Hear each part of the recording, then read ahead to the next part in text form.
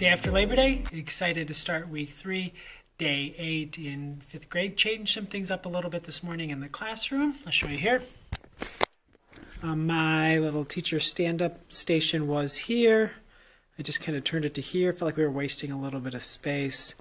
A spot here for kids to be able to kind of come over here and work with a partner. Sitting here looking out the window. Then we were able to make like a onesie stand-up station here for kids that wanted to just kind of be alone and move this out a little bit. So we'll see. Always a growing room.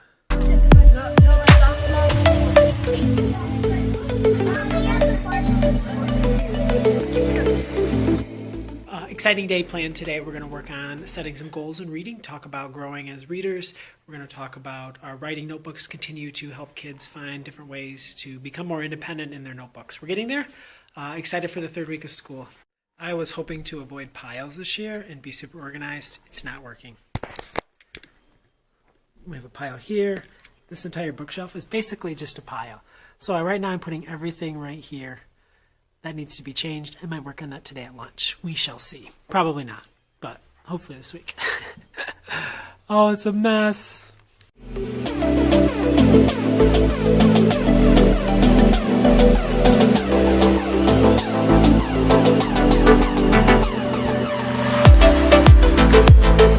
Okay, so just dropped the kids off at art. It is special/lunchtime. I stopped in Miss Haney, my principal's office, and we were talking about books. Talking about the difference between teaching 3rd and 5th grade, and she was kind of organizing she's got a gigantic, I'll take you there sometime, a gigantic library in her office, and she's trying to get some of the books into our school library because her office library is just overflowing and it's taking up like half of her office. And she gave me a bunch of books for mine because I'm noticing when I thought my library was in good shape, there's a lot of books that 5th graders like that I don't have, a lot of series that 5th graders like that I don't have. Like I had like none of Rick's books. I had like none, not even The Lightning Thief, none of them. So she gave me a whole stack, tons of books, a couple different series, and I'm excited to get those in tubs, get those labeled, and get those book talked. Man, having a classroom library and managing a classroom library is time consuming. It's a lot of work, it's stressful, it's expensive, but it's important because we want kids to grow as readers. They need to have lots of books. And you just don't know what books your kids are going to like till you meet them.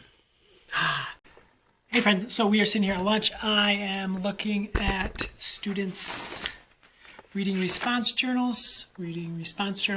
And today in class we talked about setting goals. And if we're going to become the readers we want to be, we need to have goals and have a plan on how to get there. So I talked about my reading goal this year, and that is to work on juggling multiple characters in a book, something I still struggle when there's a lot of different characters that play a significant part in a book. Sometimes I struggle to keep them all straight.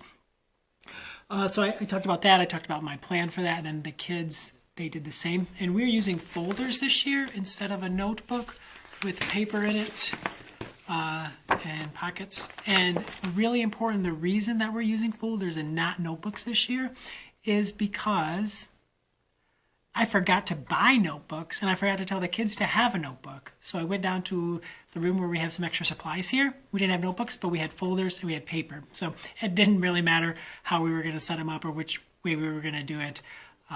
Just that's what we had. I am trying to respond to all of my students by tomorrow, which is tricky. With two sets of kids. I know high school teachers have 100 and some kids. I don't know how they do it. But I really want to give them that timely feedback. On their goal, I'm trying to say something positive about their goal. And I'm trying to ask them a question about the goal that might help them begin to solve it. And then also, on some of them, I'm trying to make like a personal connection, talking about myself in that situation. Like if kids are struggling to read at home, this student was struggling to read at home a little bit. Her goal was to read more at home. So I said, I added a little bit about where I struggle at home and how I find success reading at home. So going to keep working on these. It's making vlogging harder now that I have more work to do at school, but it's great. I have great kids and I really miss them after the Labor Day weekend. We'll be right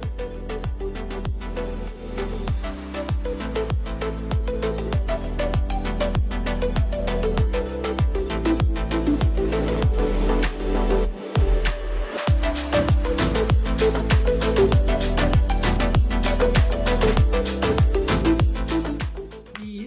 these reading response journals that I go through, the more I'm realizing how similar so many of their goals are. So many kids are struggling to read at home, and so many of them listed to have my parents take my electronics or hide my iPad and get away from my noisy brother. So I think that it's really interesting to see that. I'm also seeing a lot of kids who want to try different types of books, like they have a favorite type of book, but they also want to try new things. So I'm trying to affirm that, hey, that's great. Readers have types of books that they love, and I think that it's great that you want to try new books. So I'm loving seeing these things. I think that what I'll do with these students with these self-selected goals is maybe kind of group them and try to meet with them tomorrow or the next day, and maybe meet with them at least once a week as a group and kind of see how they can brainstorm together, talk about it together, and see how things are going. So it's going really well, really well.